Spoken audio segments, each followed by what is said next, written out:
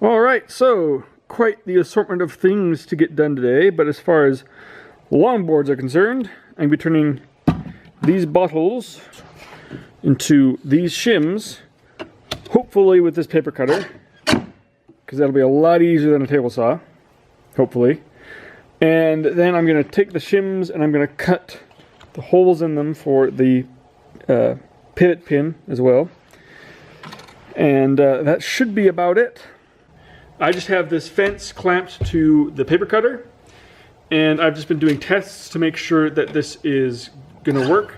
I just got the scrap material from the shop, and look at that, it just cuts perfectly. And yeah, I was a bit worried it might, you know, do something dumb like that, but it doesn't. There we go.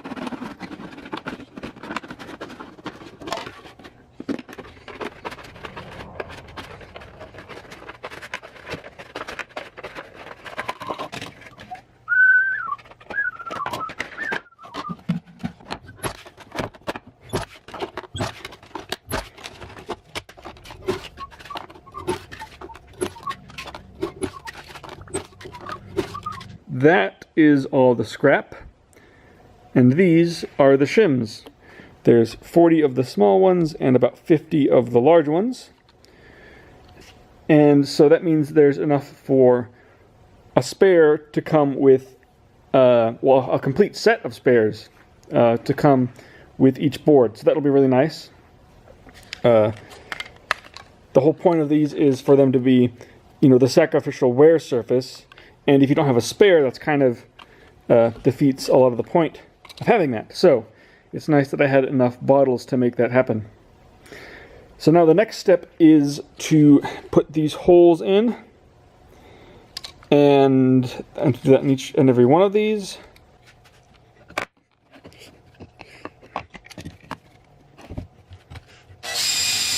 Okay. Right.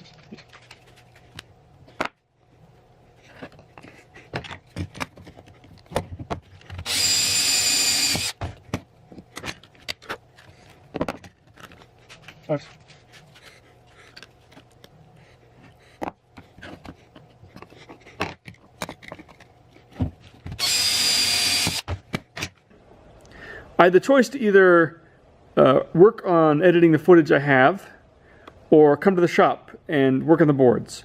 So I'm here at the shop working on these boards, and what I'm going to be doing is first I'm going to be sealing off these edges with this Clearcoat. And this stuff is really, really good stuff. It's a 2-part urethane clear finish, and this stuff is really, really durable. We have an at the shop here, we make displays and exhibits and booths and stuff. And one of the things we've got is a elephant display at a zoo that kids climb up all over and stuff. And we've got this paint product for the elephant, and it's held up to years of abuse of both weather and just kids climbing all over it, and it's tough as nails. So that's what I'm going to be using for these decks.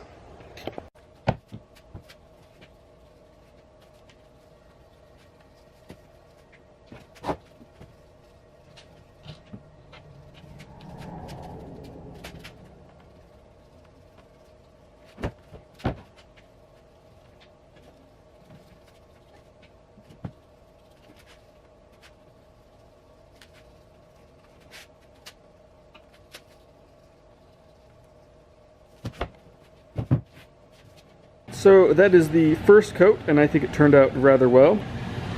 It's got quite dark, quite a bit darker, and it absorbed a lot of the clear coat, which should be really good. I particularly like how the bamboo formica looks against the wood color. It ended up being a lot messier. Well, I ended up just going quick and being messy and having to deal with the mess. But it's not too bad. And after about an hour, I'll put on another coat. It won't take nearly as much urethane, and it should go on a lot faster and should be less messy. And then I can, well, then this will be really, really close to being done. So the next step is to drill out holes in the cams. And I've already done a whole bunch of them, but I wasn't able to get the camera out to film. But what I've done is I've made this jig, and it just holds the cams in there nice and snug. It's flush on the top, so that when you turn it upside down, it's automatically pressing the cam into where it's supposed to be. And it's just a real simple 2 holes.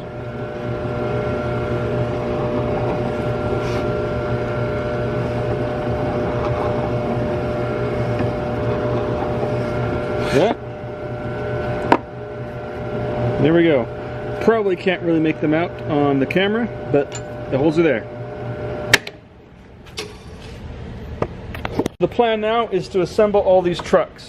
Put the hangers in, put the shims in, put the hardware all on, and get that all ready to go. The thing I want to start with is actually with a box of hardware here. Alright, so first thing I want to do is I take all these spacers, and I want to glue in the nut, because otherwise it can sometimes rattle a little bit if the truck is not tightened down, and that's annoying. So I'm going to make sure all these are glued.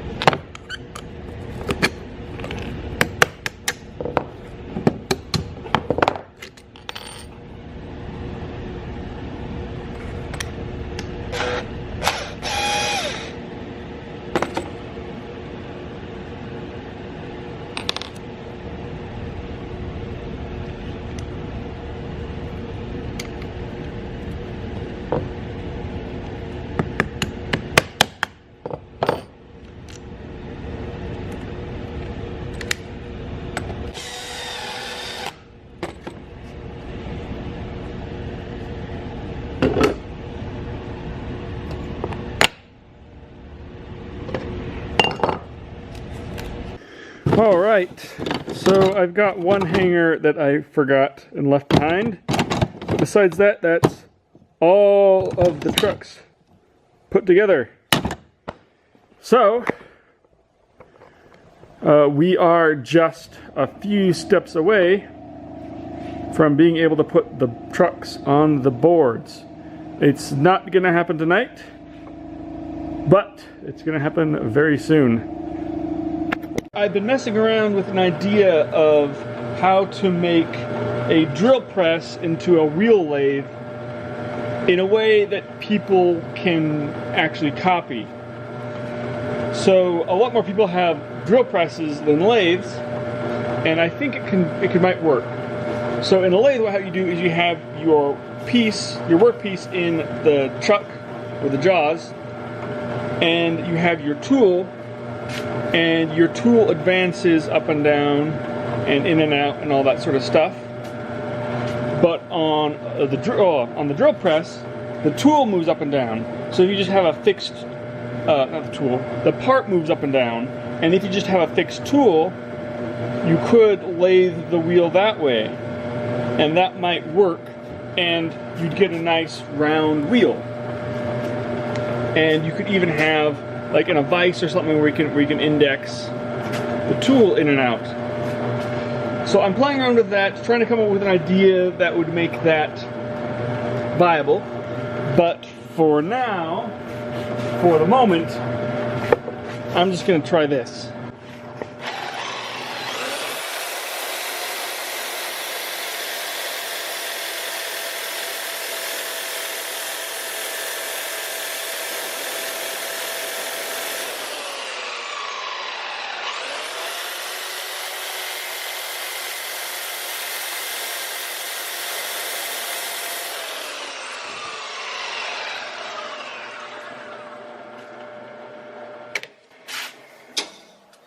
And that seems to work pretty well, actually. I don't even know if it's worth the other idea. You know? What do you think? So you could put the wheel in a drill like this and try to use a fixed belt sander to flatten the wheel. But the problem is that if you hit a flat spot, the wheel will just bounce like that. And it'll actually create a resonance or something weird, and you'll actually just make a flat spot worse no matter how hard you try. However, on a situation with like the drill press, which I just did, the drill press is massive and it's spinning and it's fixed. The drill press can't bounce around. And this thing's pretty hefty too, and it has some opportunity to bounce around, but I don't think it would as much, as long as this isn't spinning too fast. I think it might be viable. The wheel certainly does seem to be spinning true though, and that did get a really nice finish on it. Yeah, there we go. So, anyway, slight tangent. Over and out.